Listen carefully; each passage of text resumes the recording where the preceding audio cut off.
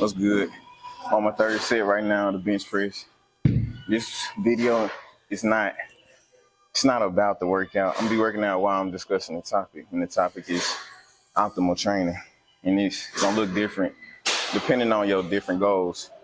There's three different types of training out there. Well, when it comes to weight training and conditioning, you're either going for strength, you're going for size, and you're going for endurance, or to tone up. So for the first one, that's strength. It's gonna be 1 to 5 reps. For the second one, that's hypertrophy. That's gonna be 6 to 12 reps. And then typically for the last one, it'll be 12 and up.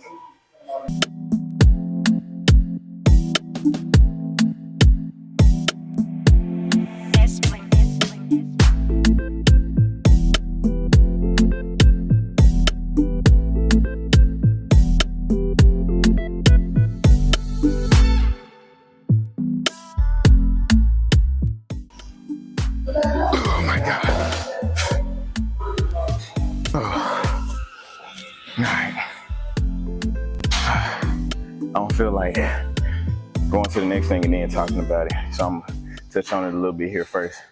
So the minimum volume that you can do for optimal gains and the maximum volume you can do for optimal gains, I'm gonna put that somewhere here in the video as a picture. But you have to be training with intensity if you're gonna be doing the minimum.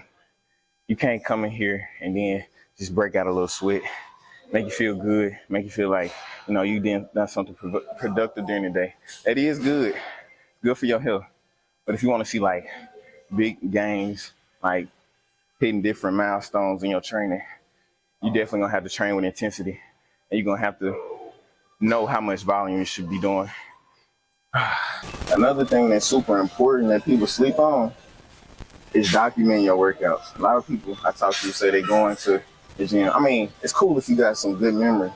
And when I say good memory, I mean amazing memory. You know what you did on your third set for your second exercise. And that's if you had to drop weight 5 pounds or 10 pounds. So, for example. So I like to use, a free app. It's free and you got more accurate numbers to go off of. So next time you come into the gym, you know what goal you're trying to beat. Whether there's a couple pounds or there's a couple reps.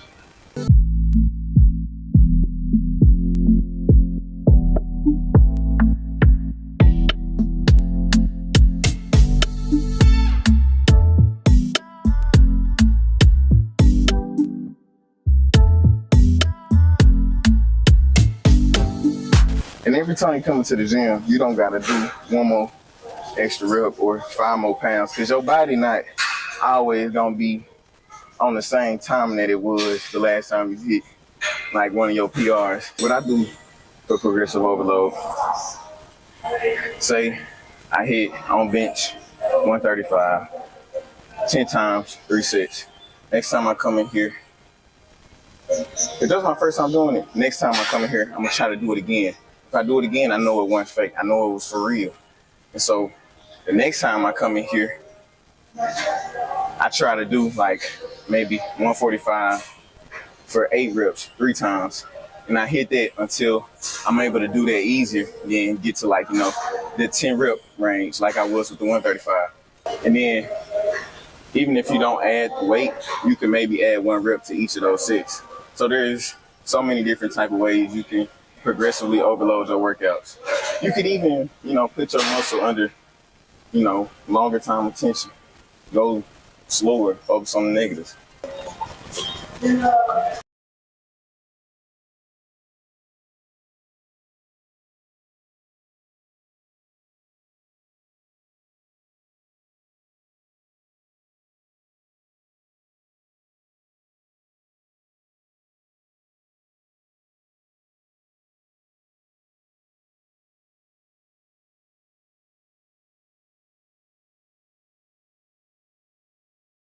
So another thing that plays into optimal training is knowing with the amount of volume that you want to do, you got to know what type of split is best for you.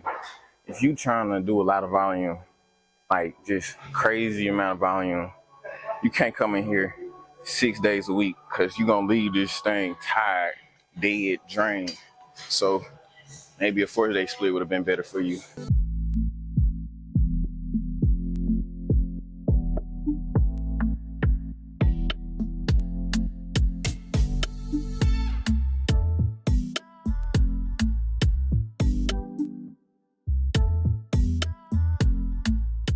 Yeah, it just all depends on your preferences, your availability of going to the gym.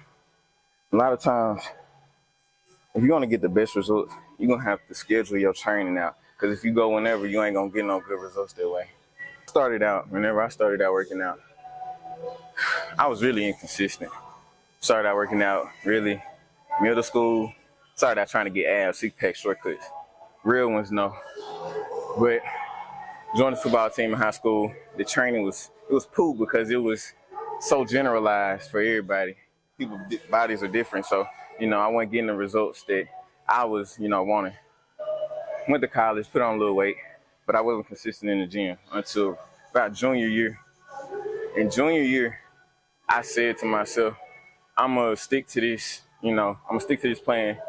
I ain't gonna. No matter if I got a test, no matter if I got homework, I'm gonna just knock it. I'm gonna make sure I knock that stuff out, and I'm gonna make sure I go to the gym too, And I thank God for the progress that I made, because I ain't gonna lie, without him, I wouldn't have been able to make nothing, So you gotta be grateful for how far you get as well. I started out 4 days. I would do an upper, lower, rest, upper, lower, rest, rest. They got me some great results, like really good results. And then one of my homeboys, he told me about a 6-day split. And I knew about it, but I was like, maybe that's a little bit too much. Because I was expecting to do all of the stuff that I was doing 6 days a week. Nah, the workout, like I said, is modified. Continuously learning, that definitely helped you. Let me hit this last set. I ain't trying to be in here all night.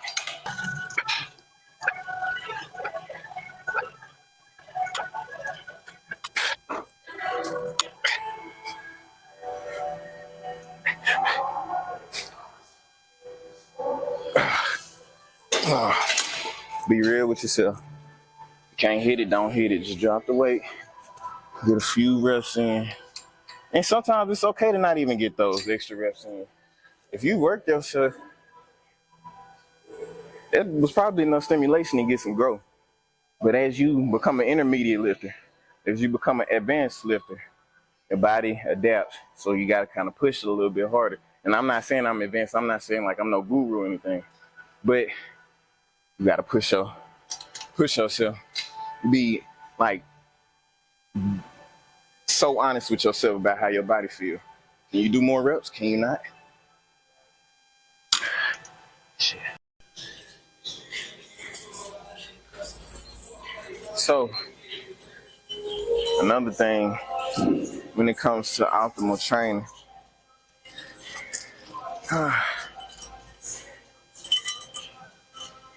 you gotta listen to your body.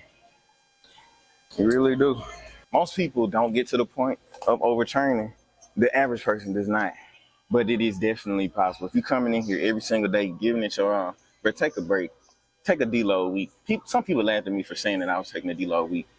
Sometimes it's necessary. But if you're coming in here and you're getting a good workout, but you know that you're not really giving it your all, you can still do more. Be realistic with your goals you set. The sets and reps. Just analyze your past workouts and then make new projected sets and reps for that.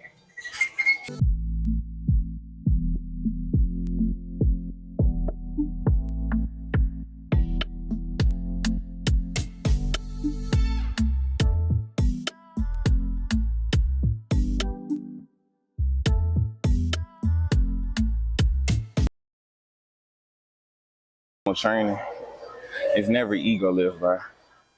It does nothing for you at all. Literally nothing. You may get minuscule gains, very, very, very small gains from it. But you're more likely to end up hurting yourself and being out for a long time, therefore hurting your gains. So never do it. It's never worth it. I remember somebody asked me a question. They said, if a girl that you were talking to could bench, squat, deadlift, everything more than you, would you try to ego lift to try to hit the same, numbers. I was thinking about it, and I was like, dang, it would be tough. Not even on no sexy stuff. That would be tough. Your girl, is that much stronger than you. But still, no, I wouldn't ego lift to answer that question. So, no, you should never ego lift. All right, I'm ready to be done, ready to be out of here. So, this last exercise, got 4 sets. What did I hit last time? See, this is a prime example of why it's important to document your workouts. I looked down at this rack. I didn't know which one to put it in. I was saying, is it either 65 or is it 57? And look, I can just easily go back to my documents and see. Okay.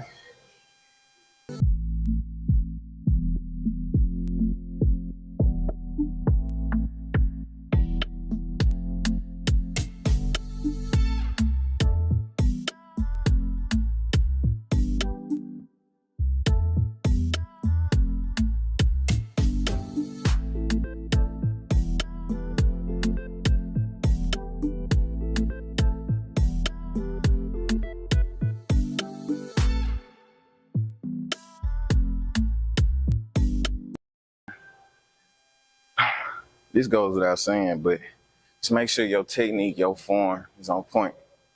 That's the most important thing. Whenever you start this workout stuff, really anything you do, playing basketball, technique when you shoot, playing football, technique when you catching the ball, technique when you throwing it, baseball, technique when you holding the bat and you swinging, technique with everything, bro. That's how you gonna get most of your gains. It sounds cliche. It sounds like some, sensei type stuff that they telling the white belt that's trying to become the black belt. Bruh, if you doing it right on 5 pounds and you work your way up to doing it the same exact way you did it on 5 pounds, all the way up to like 100 pounds, bro, your gains are gonna be insane. And to add on to that, your strength is gonna be different from somebody else that was doing, that 100 pounds for the same amount of reps, but maybe not with that same form, So that's why it's very important. Technique is key. I can't emphasize that enough. And sometimes I can catch myself, slipping trying to chase the numbers, but being humble is in the long run always gonna pay off. Always gonna pay off for sure.